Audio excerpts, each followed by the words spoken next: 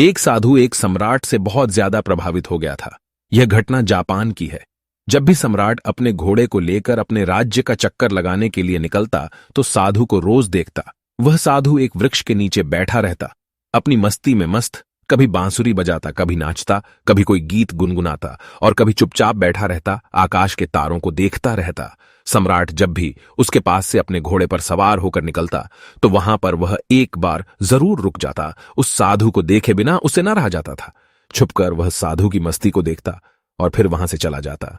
धीरे धीरे इतना रस आने लगा उसे उस साधु में कि समय कब बीत जाता था उसे पता ही नहीं चलता था। वह सम्राट चुपचाप एक झाड़ी के पीछे छुपकर उस साधु की मस्ती देखा करता था। उस साधु की मस्ती ऐसी थी कि सम्राट जब उसे देखता तो वह भी मस्त होकर अपने घर लौटता। यह रोज का काम हो गया था।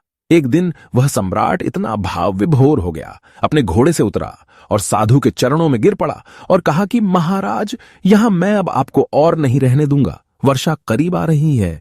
इस वृक्ष के नीचे आप बारिश में कैसे रहोगे? मेरे महल में चलो, मुझ पर कृपा करो, मुझे सेवा का अवसर दो। यह सुनते ही वह साधु उठकर खड़ा हो गया, अपनी झोली उठा ली और कहा कि चलो। यह देखकर सम्राट को बड़ा सदमा लगा। सम्राट कह तो रहा था कि महल चलो, लेकिन प्रसन्न होता यह सुनकर कि फकीर कहता कि कैसा महल, कहां का महल, हम जहां हैं वहीं मस्त हैं, हम महल में नहीं रह सकते, हमने तो कपड़ों का त्याग किया है। सम्राट के मन में तो यह सब सुनने की इच्छा थी। अगर साधु ने ऐसा कहा होता तो सम्राट उसके पैरों पर गिरकर कुछ और विनती कर लेता, लेकिन साधु तो तुरंत चलने को तैयार हो। यहां तो सम्राट थोड़ा सदमे में आ गया। उसने सोचा, कहीं मैंने कोई गलती तो नहीं कर दी, इस आदमी ने मेरे साथ कोई चालबाजी तो नहीं की, ये कोई महल में घुसने की तरकीब तो नहीं लगा रहा कि यहां पर बैठकर बांसुरी बजाता रहा और कहीं इसका बांसुरी बजाना, मस्ती में नाचना, यह कहीं मुझे फंसाने के लिए कोई तरकीब तो नहीं थी? क्या यह मछली को फंसाने के लिए कांटा तो नहीं फेंका गया था? फालतू ही चक्कर में पड़ा। सम्राट ने सोचा कि अब तो कुछ कह भी नहीं सकता। इसने एक मौका भी तो नहीं दिया।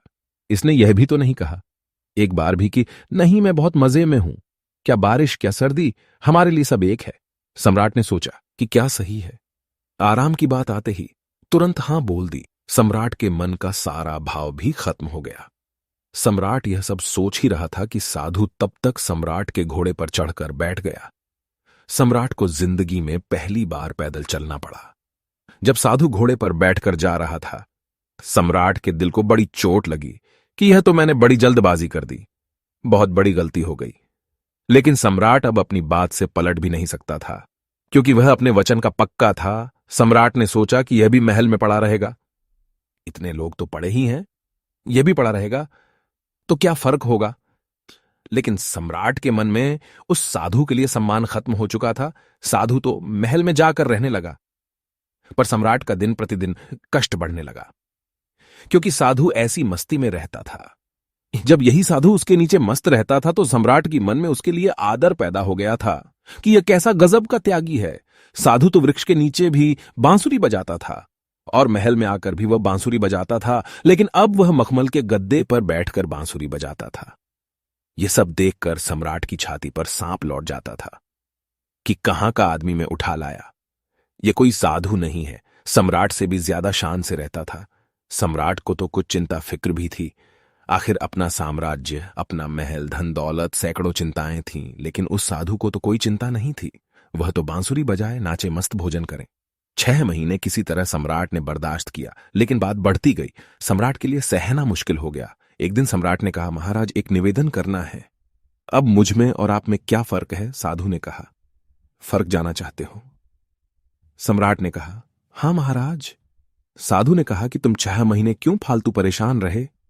यह बात तुम्हें उसी वक्त पूछ लेनी चाहिए थी जब मैं घोड़े पर बैठा था, क्योंकि मैंने तो देख ही लिया था कि यह बात तुम्हारे मन में उसी वक्त उठ गई थी। जब मैं झोला उठाकर राजी हुआ चलने को, उसी वक्त तुम्हारा चेहरा मैंने देख लिया था। यह प्रश्न तो उसी समय तुम्हारे भीतर था। अरे बुद्धू, तुमने 6 महीने तक अपनी छाती क्यों जलाई?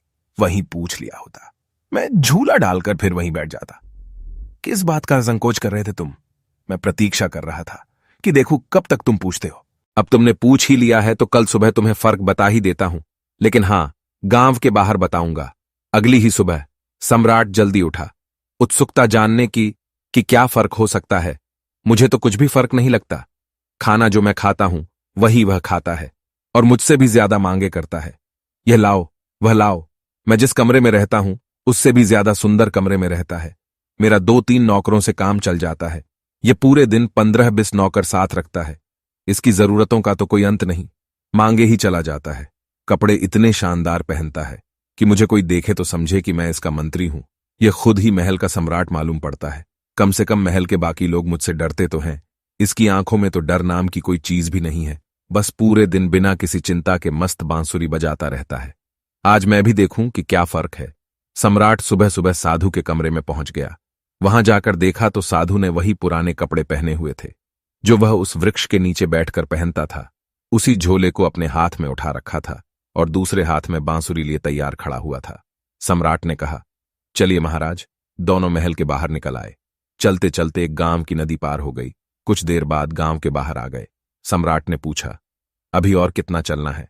साधु ने कहा कि बस कुछ देर और चलते चलते सुबह से दोपहर हो गई। सम्राट ने कहा, बस अब और आगे नहीं, जो भी कहना है यही कह दो। साधु ने कहा, मैं तो आगे चलता हूं, तुम चलते हो कि नहीं? सम्राट ने कहा कि मैं कैसे चल सकता हूं? मेरा महल, मेरी बीवी, मेरे बच्चे, मेरी धन दौलत, सब कुछ मुझसे जुड़े हुए हैं। मैं तुम्हारी तरह फकीर थोड़ी ना हूं जिसे किसी बात की कोई चिंता ही नहीं है। साधु ने कहा, बस यही फर्क है, तुम में और मुझ में। मैं कहीं भी जा सकता हूं, तुम नहीं जा सकते हो। मैं हर परिस्थिति में खुश रह सकता हूं, लेकिन तुम नहीं। जब मैं उस वृक्ष के नीचे रहता था तब भी मस्ती से रहता था और अपनी जिंदगी के एक एक पल को जीता था। जब मैं तुम्हारे महल में चला गया वहां भी मैंने अपने अनमोल जीवन के एक एक क्षण को पूरी मस्ती और खुशी के साथ जिया। अब जब मैं कहीं और चला जाऊंगा तब भी ऐसे ही जीऊंगा। हम जहां जिस वक्त रहते हैं पूरे तरीके से वही रहते हैं। हम ना तो अपने बीते हुए कल के बारे में सोचकर पश्चाताप करते हैं और ना ही भविष्य की चिंता करके अपने वर्तमान को खराब करते हैं। हम तो बस आज में जीते हैं, क्योंकि हम समझ चुके हैं कि जीवन तो आज में है, अभी इसी पल को जीने में है। बस यही छोटा सा फर्क है तुझ में और मुझ में कि तुम्हें परिस्थितियां चलाती हैं और हम परिस्थितियों को चलाते हैं। तुम खुश रहोगे या दुखी रहोगे ये तुम्हारे आसपास होने वाली घटनाओं पर निर्भर नहीं करता है, लेकिन हमारे लिए यह घटना जिंदगी के सफर का एक हिस्सा मात्र है। अचानक सम्राट को महसूस हुआ, अरे ये मैंने क्या कर दिया? इतने अद्भुत आदमी को गवा दिया। 6 महीने इसके साथ सत्संग भी न कर पाया। सत्संग करता भी क्या? मेरे मन में तो यही चल रहा था कि यह तो एकदम साधारण आदमी निकला, खोटा सिक्का निकला जिसके ऊपर सोने की पॉलिश की हुई थी, लेकिन अंदर से मिट्टी निकला। तुरंत ही सम्राट साधु के पैरों पर गिर पड़ा। बोला, नहीं महाराज, आगे नहीं जाने दूंगा। साधु ने कहा, देख मुझे कोई परेशानी नहीं है, ये रहा तेरा घोड़ा, मैं फिर इसी पर महल में वापस चला जाऊंगा, लेकिन फिर तुझे परेशानी होगी। ऐसा सुनते ही सम्राट के मन में वही विचार आया कि अरे यह साधु तो फिर से आसानी से मान गया। साधु ने सम्राट के चेहरे की तरफ बड़े ध्यान से देखा और फिर बोला, लेकिन नहीं, मैं नहीं आऊंगा, क्योंकि तू फिर नहीं सुधरेगा, फिर तुझे परेशानी होगी और तू फिर से चिंता में पड़ जाएगा। हमारा क्या, हम तो सन्यासी हैं, हमारे लिए तो महल और जंगल सब एक जैसे हैं, हमें कोई समस्या नहीं, क्योंकि जिसे समस्या है वह सन्यासी नहीं है। मेरी बांसुरी जैसे महल में बजती थी वैसे ही जंगल में भी बजेगी और बजती ही रहेगी।